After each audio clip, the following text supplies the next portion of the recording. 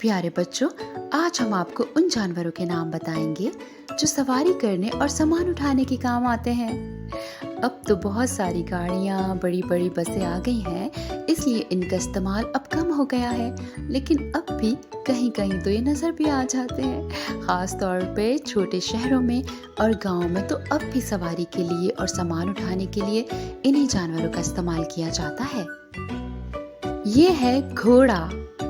घोड़े पे हम सवारी करते हैं और अगर इसके साथ गाड़ी लगा दी जाए तो घोड़ा गाड़ी बन जाती है, जिसमें एक से ज्यादा लोग बैठकर एक जगह से दूसरी जगह जा सकते हैं। ये है बैल।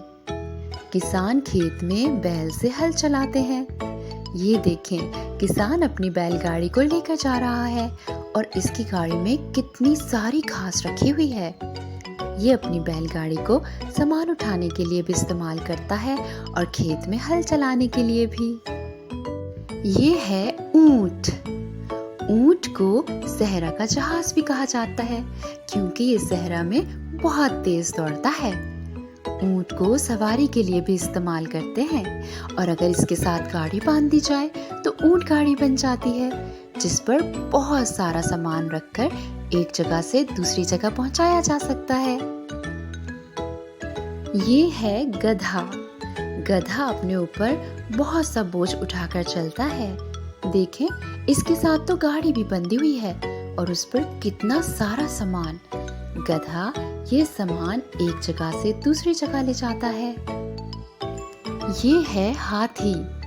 हाथी पर सवारी करते हैं। पहले जमाने में लोग हाथी पर बैठकर एक जगह से दूसरी जगह जाया करते थे। बच्चों, आप कभी चिड़ियाघर गए हैं? वहां आपने हाथी की सवारी की है कभी?